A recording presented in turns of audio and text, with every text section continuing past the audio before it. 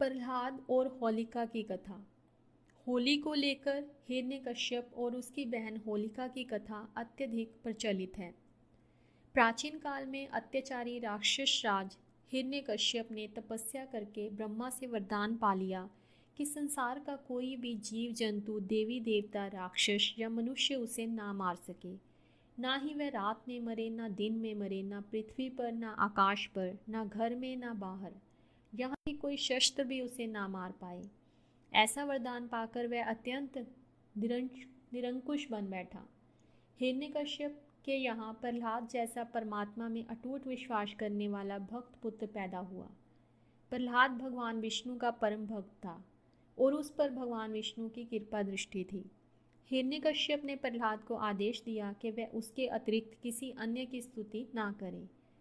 प्रहलाद के ना मानने पर हिरण्यकश्यप उसे जान से मारने पर उतारू हो गया। उसने प्रहलाद को मारने के अनेक उपाय किए, लेकिन वो प्रभु कृपा से बचता रहा।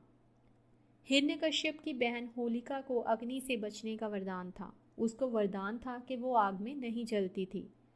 हिरण्यकश्यप ने अपनी बहन होलिका की सहायता से प्रहलाद को आग में जलाकर मारने की योजना बनाई।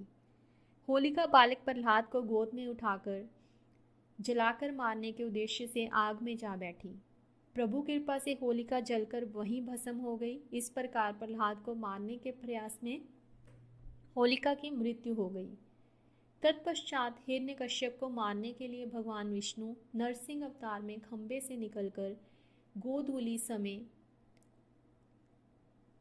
सुबह और शाम के समय का संधि काल में दरवाजे की चौखट पर बैठकर अत्याचारी हिरण्यकश्यप को मार डाला।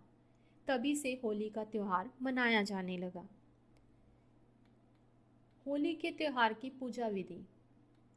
नारद पुराण के अनुसार होलिका दहन के अगले दिन प्रातःकाल उठकर आवश्यक नित्य क्रिया से निवृत्त होकर पितरों और देवताओं के लिए तर्पण पूजन करना चाहिए। साथ ही सभी दोषों की शांति के लिए होलिका की विभूति की वंदना कर उसे अपने शरीर में लगाना चाहिए।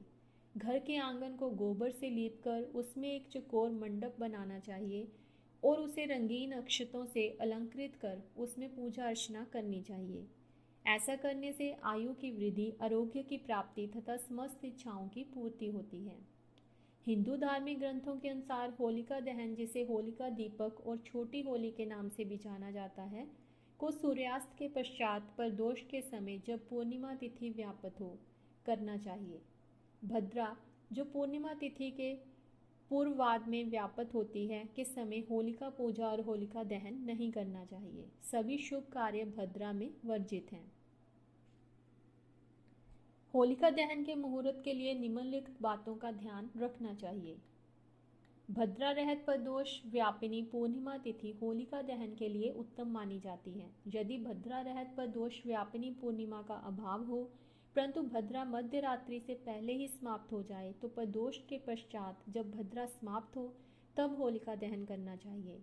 यदि भद्रा मध्य रात्रि तक व्यापत हो तो ऐसी परिस्थिति में भद्रा पूंछ के दौरान होलिका दहन किया जा सकता है, परंतु भद्रा मुख में होलिका दहन कदाचित भी नहीं करना चाहिए। धर्म सिंधु में भी इस मान्यता का समर्थन किया गया है। धार्मिक ग्रंथों के अनुसार भद्रा मुख से किया होली दहन अनिष्ट का स्वागत करने के जैसा है, जिसका परिणाम न केवल दहन करने वालों को बल्कि शहर और देशवासियों को भी भुगतना पड़ सकता है।